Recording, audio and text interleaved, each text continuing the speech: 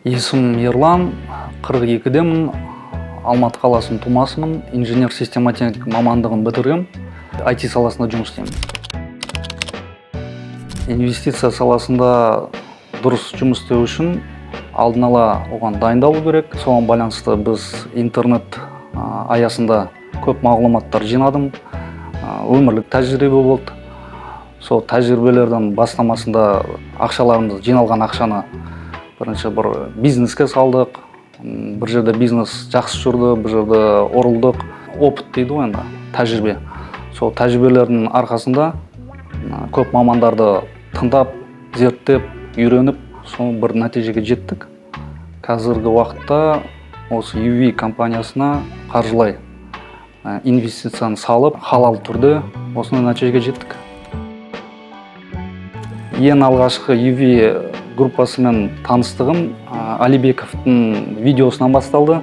Сол жердегі генеральный директорларымыз Дмитрийдің интервью болды.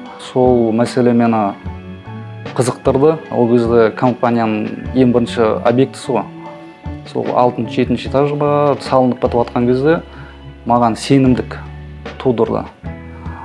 Бірақ та мен бірден ол инвестицияны жасаған жоқпын. Сентябрьдің 24-інде екінші видеодан осы бағдарламаның ашылғанын білдім. 1 квадратқа 1 миллион сатып алу. Содан октябрьде бірінші квадратын алдым. Қазірге бірнеше квадратым бар, Аллаға шүкір. Содан енді көбейтуге тырысамыз. Инвестицияның көптеген түрлері бар, бірақ та ислам жағынан құпталатындары ол өзінің бір шарттары бар. Сол шарттарына байланысты мен мысалға депозитке ақша саламадым.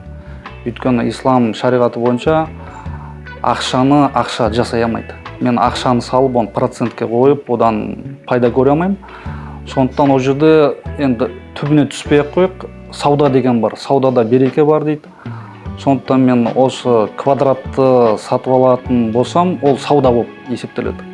Сондықтан 1 квадратқа ақшаны құйдым, ол квадрат маған енді аренда есебінде ақша әкеліп тұрады. Ол жерде тікелей ақша әкелмейді, сондықтан ол шариғат бойынша құпталады. Енді басқа да түрлері бар, үйге салуға болады, квартираларға, оған да салып көргем. Енді ол жердегі доходность дейді ғой, жылдық пайызға шаққанда мен ондай пайданы көрмедім. Сондықтан есебін жүргізіп, осы 1 квадраттың шариғатқа тура келгені және маған ақшаны жылдық есебінде пайдасы көптеу болғандықтан осы квадратта таңдадым. Маған ыңғайлы болды. Енді білесіздер, недвижимость дейді, оны сатып алғаннан кейін оның жұмысы да көп, оған кішкене уақыт бөлу керек. Одан қала берсе, оның ішінде болып тұратын нюанстар бар. Солардың барлығын өзіме уақыт бөлу үшін отбасым бар дегендей. Соның есебінен маған осы квадраттарды сатып алу өте тиімді болып шықты. Біз егер ақшаны жылжымайтын мүлікке салатын болсақ, ол бізге енді пассивный доход дейді ғой. Енді үлкен қаражат әкелмесе де, оған үлкен сеніммен қарауға болады. Ол жерде риски дейді, ол жерде аздау, өйткені ол жылжымайтын мүлік. Оған салдым, оны басқарып тұратын компания болса, ол жердегі мамандары болса лайықты, қорқатын ештеңе жоқ. Сондықтан жылжымайтын мүлікті мен соған байланысты таңдадым. Әйтпесе оған дейін басқа да бизнестер болды, салуға болатын. Автотакси дейді, машинаны арендаға беру. Ол жерде рисктер өте жоғары. Оны байқадық, көрдік. Сондықтан жылжымайтын мүлікті соған байланысты таңдадық. Біз қарапайым халық, бірден үлкен қаражат таба алмағандықтан жинаған ақшамызды бірте 1 квадрат, 2 квадрат, 3 квадрат алуға ыңғайлы болғандықтан осы жоба маған ұнады.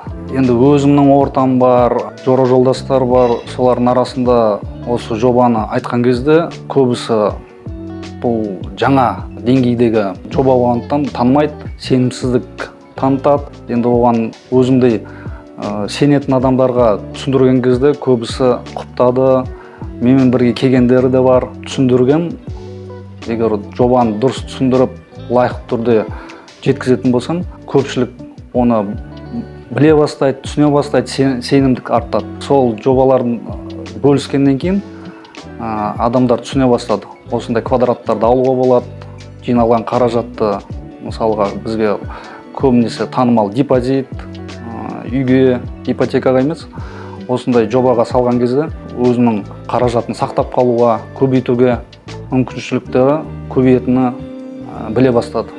Осы жобаға сенімдік артып келулеріңізге болады, өйткені мен өзім осыны таңдадым, сенімді арттым, өзімнің тәжірибемен, оймен, білімділігімен осы жобаға келдім.